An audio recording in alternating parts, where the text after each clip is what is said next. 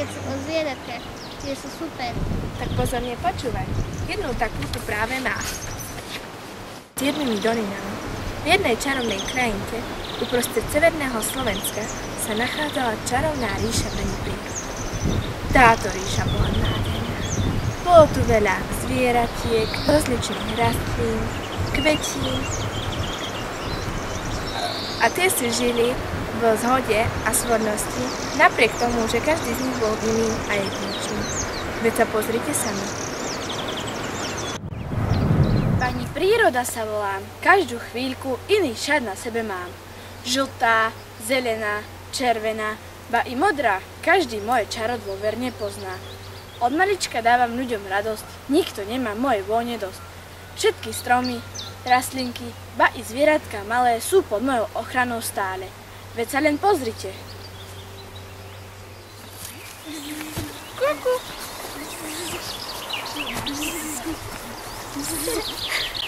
Ahoj, ja som uchotrávka. Veľmi pekná je moja hlávka. Pekná, farebná, zradná tiež. Dávaj si pozor, mňa nesmieš jesť. Ďobem, do stromčeka večer, prídem do domčeka.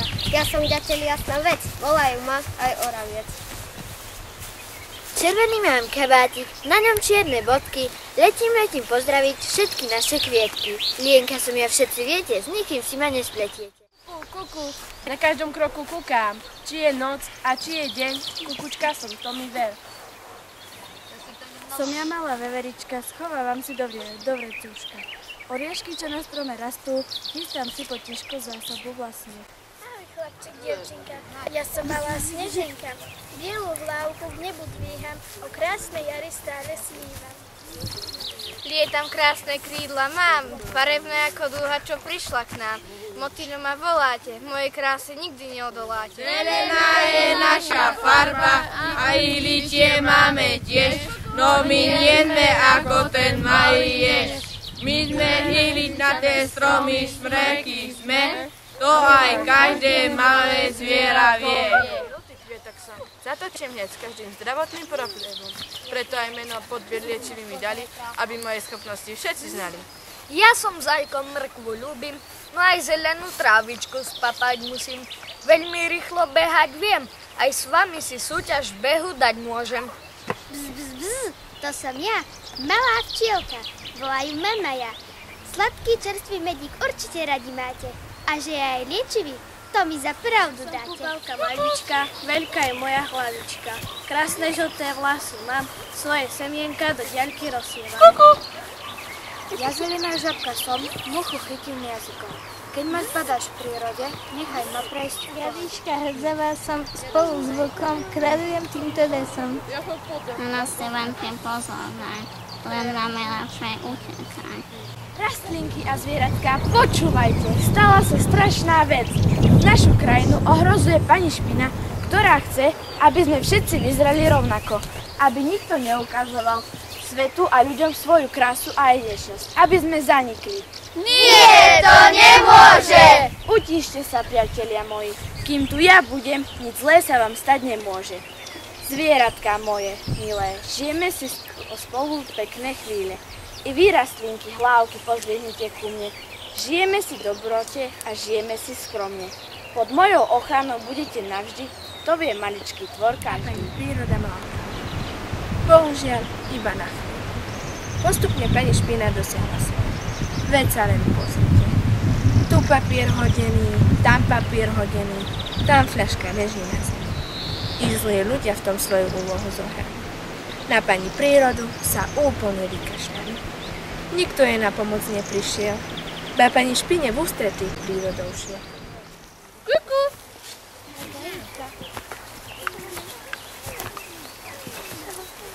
Pani Špina!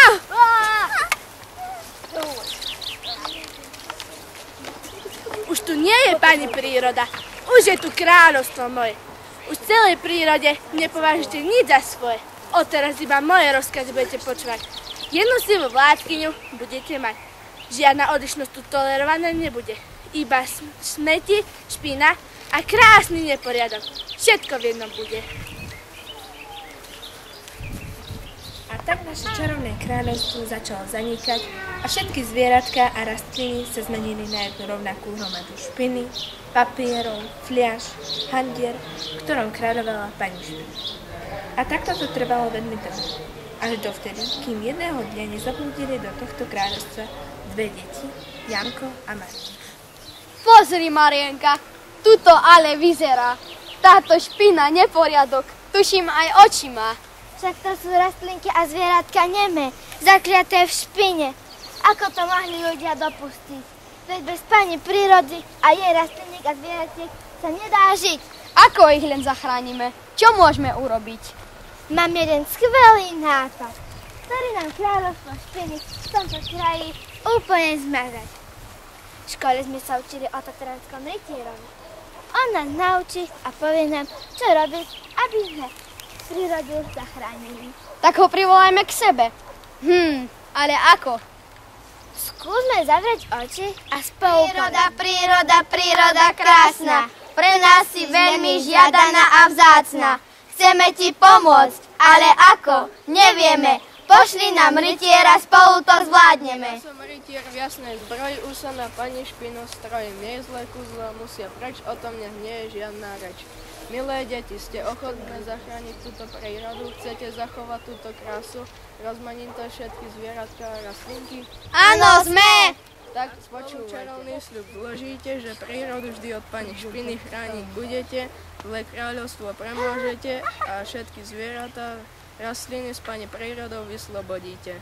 Áno, chceme! Tak poďme na to.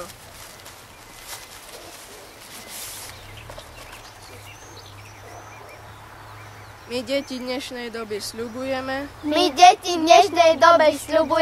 že prírodu celý svoj život chrániť budeme, nikdy ju odpadkami, smeťami a fľaškami nezahádžeme, ale sa o ňu vzorne starať budeme.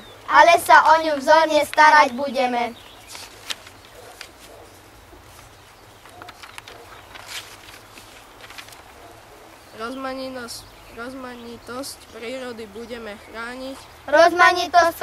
budeme chrániť. Stretaniu sa so zvieratkami, rastlinkami sa nebudeme brániť. Tak slávnostne sľubujeme. Pani Špiny sa zbaviť chceme. Tak ste sa stali tatranskí rytieri. Zložili ste sľub čistoty a ochrany.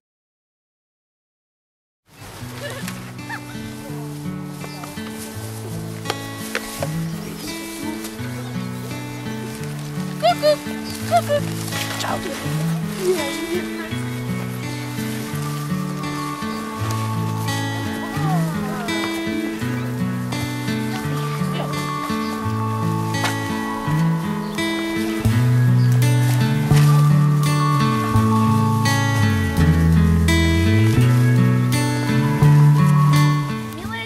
Ďakujem vám, že ste naše kráľovstvo zachránili a všetkým našim zvieratkám ožiť dovolili.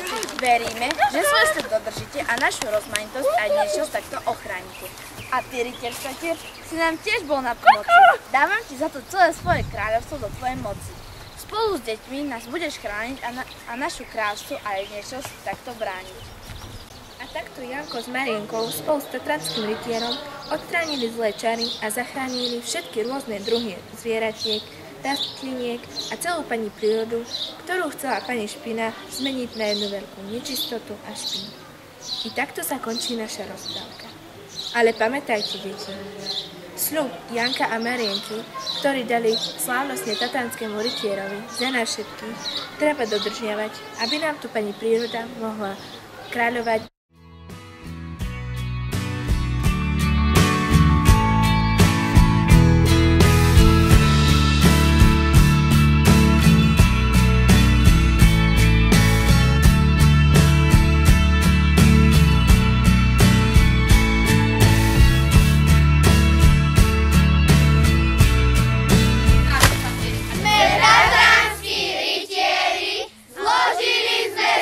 Čistoty a ochrany.